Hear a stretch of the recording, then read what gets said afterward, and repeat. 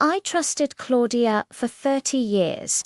She had the key to my house, knew my pains, and wiped my tears when my husband passed away.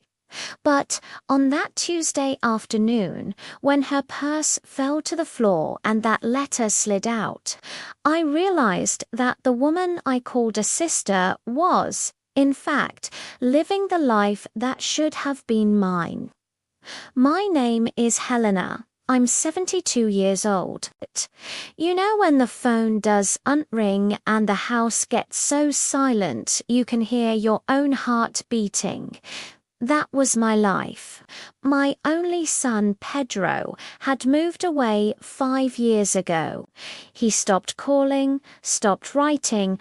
I felt like a burden, discarded, like my expiration date had passed. The only person left was Claudia, my neighbor and best friend. She was my world. Every day Claudia came over. She would say, "Helena, forget Pedro. If he cared about you, he would send news. You only have me. That hurt more than a knife twist." She said I was naive, that elderly people nowadays are just a hindrance to young sons. I believed her. I cried on her shoulder, thanking her for not abandoning me too. Little did I know that hug was what was suffocating me. My eyesight isn't good anymore, so Claudia offered to take care of my bills and get my mail. "Let me handle it. You shake too much to go to the gate," she'd say. I handed her my letters for Pedro, letters where I begged for a high. Months went by, no response. Claudia said, "He must have moved addresses, Helena. Accept it." I started getting sick with sadness. The loneliness and feeling of abandonment were killing me. One day, Claudia got sick and was rushed to the hospital. She asked me to get her ID from her nightstand drawer. I had the key. I entered her house shaking with worry. I opened the drawer. The document wasn't there, but in the back of the drawer, I saw something familiar. Handwriting I would recognize anywhere. They were my letters, dozens of them, all opened. My heart stopped. It wasn't just my letters she never sent. There were letters from Pedro to me, letters with photos.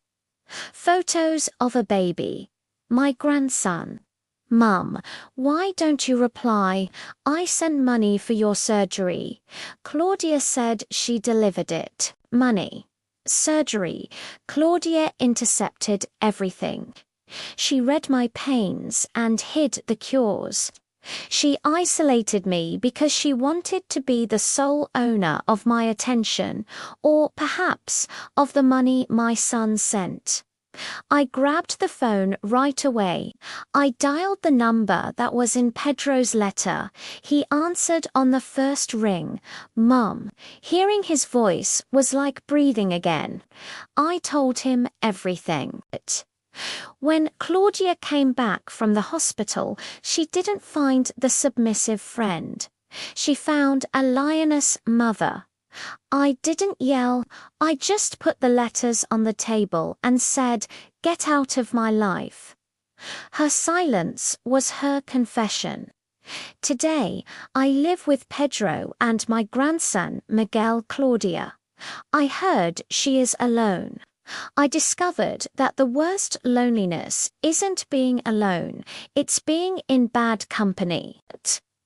Don't let anyone tell you that you have no value or that you've been forgotten. Sometimes love is trying to reach you, but there is someone in the way. Investigate. The truth sets you free. Have you ever felt like someone was pushing you away from your family? Leave your story in the comments. And if this truth touched you, subscribe to the channel for more stories of justice.